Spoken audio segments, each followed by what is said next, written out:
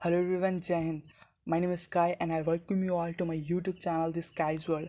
तो हर बार की तरह मैं आप सभी के सामने फिर से हाजिर हूँ एक बहुत ज़्यादा इंपॉर्टेंट टॉपिक को लेके, जो कि आपके साइंस एंड टेक्नोलॉजी के स्पेस टेक्नोलॉजी में बहुत ज़्यादा इंपॉर्टेंट हो जाता है, राइट। और इस टॉपिक का नाम है एक्सपोसैट मिशन। ठीक है, ये एक स्पेस मिशन है जो कि कैरी आउट करा जा रहा है ISRO and Raman Research Institute के द्वारा। ठीक है, तो अब हम इसको जानेंगे कि कैसे इंपॉर्टेंट है और हमें इसमें से कौन कौन सी चीज़ें याद रखनी चाहिए अपने एग्जाम पॉइंट ऑफ व्यू से। और ये जो टॉपिक है ये आपके state civil services exam, UPSC and any other exams उसमें आपकी हेल्प करेगा। ठीक है, आपको क्योंकि ये बेसिक्स तो हर टॉपिक के बारे में पता होने चाहिए। So let's get started with the topic without wasting any time. So ये जो आपका मिशन है ये आपके Indian space ISRO and RRI which is Raman Research Institute के द्वारा चलाया जा रहा है। ठीक है, और इसमें क्या है, एक तरह से पोलैरीमीटर सैटेलाइट है। ठीक है, जो कि स्केड्यूल्ड करा गया है इस साल के एंड तक कि वो उसको ना लॉन्च कर ही देंगे। ठीक है, तो हम जान लेते हैं what is it XPoSat mission होता क्या है। ठीक है, मतलब एक्सपोसैट है क्या, एक्चुअल में वो किस वे में उसको रखा गया है। ठीक है, अगर हम इसरो की माने तो जो आपका एक्सपोसैट मिशन है वो स्टडी करेगा various dynamics of bright astronomical x-rays in extreme condition. मतलब कि मान के चलो कोई भी ये आपका यूनिवर्स है। ठीक है, तो इसमें मान लो ये कुछ आपके ब्राइट ऑब्जेक्ट्स है। ठीक है, तो ब्राइट ऑब्जेक्ट्स को ये ऑब्जर्व करेगा। ठीक है, अब वो किस वे में ऑब्जर्व करेगा वो हम आगे जानेंगे। ठीक है, बट यहाँ पे एक एक चीज़ हमें ध्यान रखने की बात है कि ये अपने आप में इंडिया का एक फर्स्ट मिशन है और वर्ल्ड का ये सेकंड पोलैरीमेट्री मिशन है जो कि स्पेस में जाके ब्राइट ऑब्जेक्ट्स को स्टडी करेगा एंड उनके ओरिजिन को, उनकी चीज़ों को अंडरस्टैंड करने की कोशिश करेगा। ठीक है, और जो फर्स्ट मिशन चलाया गया था नासा के द्वारा उसका नाम था इमेजिंग एक्सरे पॉलीमेट्री एक्सप्लोरर। ठीक है, जो कि 2021 में चलाया गया था।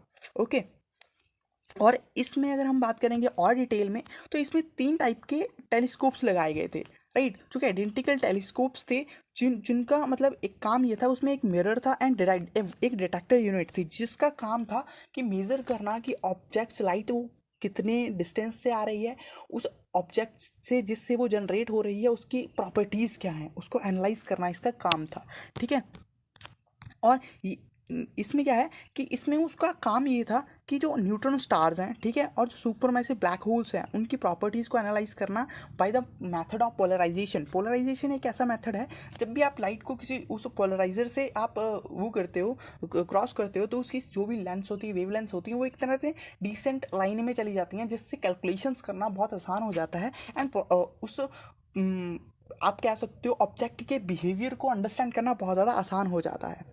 ओके, और इसमें भी वही चीज़ लिखी है, this x-rays we can study where the light came from the understand the geometry and the inner working of the light source. मतलब लाइट सोर्स कुछ भी हो सकता है, कॉमेट हो सकता है, स्टार हो सकता है, कुछ भी हो सकता है, तो उसके एक तरह से अंडरस्टैंड करना। अब हम बात कर लेते हैं एक्सपोसैट की, जो पेलोड्स उसमें लगाए गए हैं। ठीक है, अब उसमें 2 टाइप के पेलोड्स लगाए हैं, एक तो है पॉलिक्स। अब पॉलिक्स क्या करेगा, जो उसके पैरामीटर्स है पॉलीमेट्री, जो भी आपके डिग्री एंड एंगल्स होंगे। ठीक है, अब मान के चलो ये आपका एक तरह से वो पोलराइजर है। ठीक है, इससे किस किस डिग्री या किस एंगल से वो चीज़ ऑब्जेक्ट वहाँ पे एक तरह से कोलाइड कर रहा है, not object, you can say रे कोलाइड कर रही है। आफ्टर दैट उसकी कैसी जनरेशन हो रही है आगे जाके एंड यहाँ से कैसी स्टडी निकल के आ रही है। ठीक है, तो उस सभी को अंडरस्टैंड करना इस पेलोड का काम है, राइट।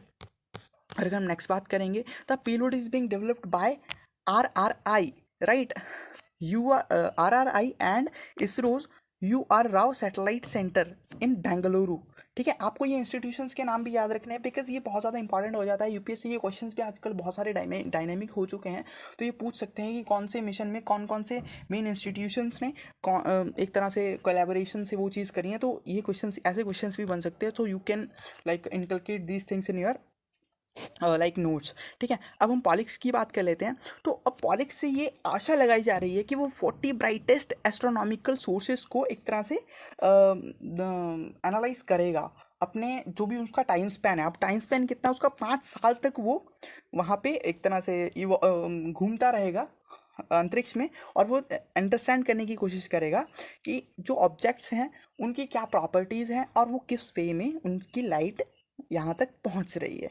ठीक है, और जो आपका फर्स्ट पेलोड है ना वो इसी चीज़ पे आधारित है कि आपकी पॉलीमेट्री मेजरमेंट्स को वो एनालाइज कर पाए।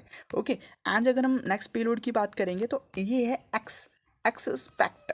ठीक है, अब एक्स स्पेक्ट इसको लगे कि ये अब स्पेक्ट्रोस्कोपी एंड टाइमिंग को एनालाइज करेगा, राइट। जो भी रेस उस पर कोलाइड कर रही हैं, राइट, एट द टाइम वो किस वे से कोलाइड कर रही हैं, लाइक वो जो लाइट है वो अब्जॉर्व कैसे हो रही है और एमिट कैसे हो रही है बाय ऑब्जेक्ट। ठीक है, मतलब जब जब तक वो यहाँ पे पोलराइजर पे किस वे से ऑब्जॉर्व हो रही है, किस एंगल से, किस चीज़ों से ऑब्जॉर्व हो रही है, आफ्टर दैट वो किस किस तरह से एक तरह से एमिट हो रही है, वो जो ऑब्जेक्ट है जहाँ से वो लाइट एमिट हो रही है उसकी क्या प्रॉपर्टीज़ है, किस वे से वो एमिट हो रही है। ठीक है, वो एनालाइज करना इस पेलोड का एक तरह से आप बोल सकते हो मेन मोटिव है, मेन एम है, राइट। अब ये अलग अलग तरह की चीज़ों को ऑब्जर्व करेगा, like X ripples, black hole binaries, low magnetic field, neutron stars, right.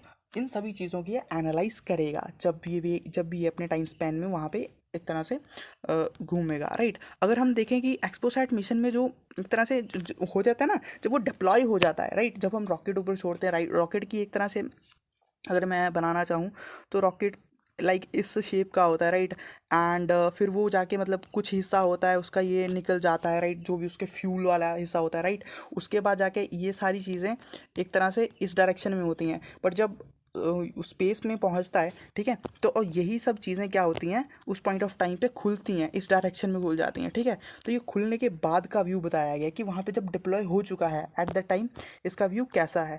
Okay, तो यहाँ पे ये देखिए पॉलिक्स की जो आपको पोजीशन बताई गई है ये, ठीक है, और यहाँ पर आके आपका जो भी आप कह सकते हो रेज कोलाइड करेंगी एंड उन चीज़ों को एनालाइज करा जाएगा इसमें।